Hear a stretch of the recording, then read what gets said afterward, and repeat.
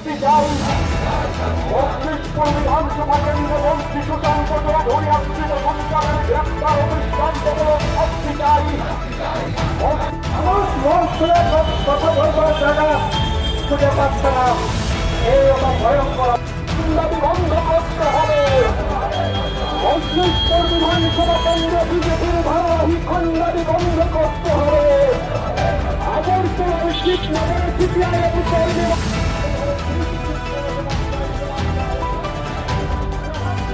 আমাদের পার্টির রাজ্য সম্পাদক সহ আমি নিজেও গেলাম।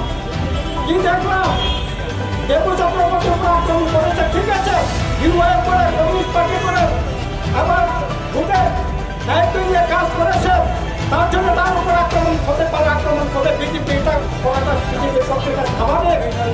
কিন্তু দেবু চক্রবর্তী বাবা ৭০-৭২ বছর বয়স, শঙ্কর চক্রবর্তী কোনো রাজনীতি করেন না, তিনি পুরোহিত, তিনি জর্পণ করেন ট্রাইবেল এলাকার, নন ট্রাইবেল এলাকায় লক্ষ্মী পূজা থেকে আরম্ভ করে বিভিন্ন শনি পূজা থেকে আরম্ভ করে লক্ষ্মী পূজা থেকে বিভিন্ন পূজা পার্বণে জর্পণী করে জীবিকা নির্বাহ করেন।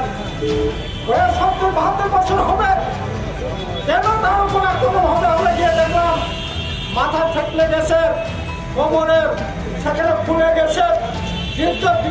দেবু চক্রবর্তীর মা একেই প্রায় ৭০-৭২ বছর বৃদ্ধ মহিলা, তাকে পর্যন্ত দেয় নেই। এইরকম ঘটনা ঘটছে।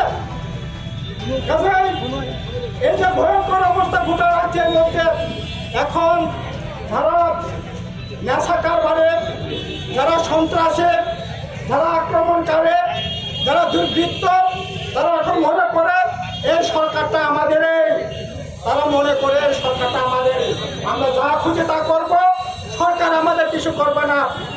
ওরা মনে করে সরকার তাদেরই সরকার, আর বাস্তব দিক থেকে এটাই চলছে। আচ্ছা বলেন তো, আমাদের রাজ্য কত বড় রাজ্য? এই যে গত কিছুদিন আগে গ্রাউন্ড রিপোর্ট বেরিয়েছে, ওই উত্তরপ্রদেশে কত লোক সংখ্যা, প্রায় ২০-২১ কোটি লোক সংখ্যা, পশ্চিমবাংলায় ১২ কোটি লোক সংখ্যা। গোটা দেশের মধ্যে ক্রাইম রিপোর্টে জনসংখ্যার হারে যদি বিচার করে ত্রিপুরা হচ্ছে ১ নম্বর।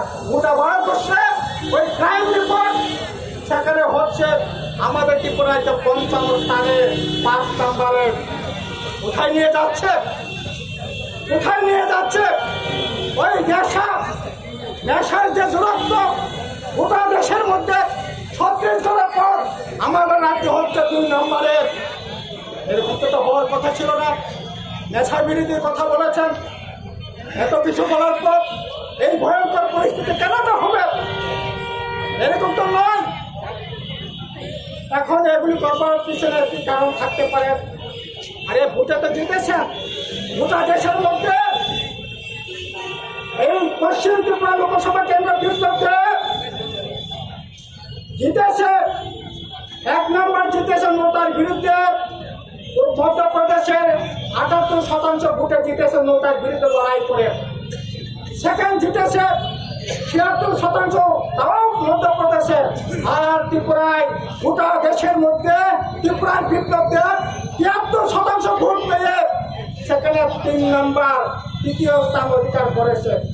১৯৫২ সালের পর দশরা দেবের চাইতে, বীরেন দত্তের চাইতে জনপ্রিয় ছিল কোনদিন বিপ্লব। আর এই বিপ্লবকে ৭৩% ভোট পেয়ে জিতে, কি করে জিতে? ডাকাতি করে জিতেছে। এজেন্ট বসতে ভেঙে, এজেন্ট বসেছে জোর করে তুলে দিয়েছে। এরপরেও ৭ টাকা আক্রমণ করতে হবে, বাড়িঘর ভাঙচুর করতে হবে। এই অবস্থা বেশি দিন চলতে পারে না। একদিকে এই জুলুম রাজ চলছে, আবহাওয়ার অপর দিকে ঠকাই রাজ চলছে, ঠকবাজের রাজত্ব চলছে। ওই এডিসি এলাকায় একই অবস্থা দেখছে, সেখানে ওই আপনার প্রদ্যুৎ কিশোর দেববর্মা, এই ঠকবাজিদের দল। এমন কোনো দিন নাই যেদিন কোনো না কোনো প্রান্তে আক্রমণ হচ্ছে না। বিজেপি আক্রমণ হচ্ছে, মাথায় আক্রমণ হচ্ছে, মাথায় বিজেপি আক্রমণ হচ্ছে, সিপিএম এর উপর আক্রমণ করছে। আর এডিসি এলাকার রাজ্যটাকে সরকার খাচ্ছে।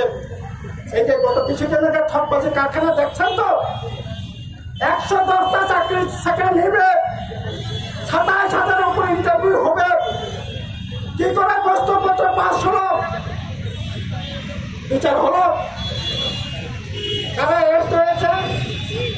ওই বাংলাতে একটা কর্পোরেট একটা প্রবাদ আছে, বললেন নি, মাইন খন্ডাই মান দেখলে গুন্ডা খন্ডাই মান যাবো, মানে চাল যে চুরি করে সে ধরা পড়ে না, ওই চালের যে সুফল যে চুরি করে সে ধরা পড়েছে। আমি তো মনে করি যে সুফল যে চুরি করেছে না, সুফল যে পাহারা দিয়ে এসেছে ধরা পড়েছে। নিরীহ দুটা ছেলে ধরা পড়েছে। লাঘব ন্যায় দরবার তাদের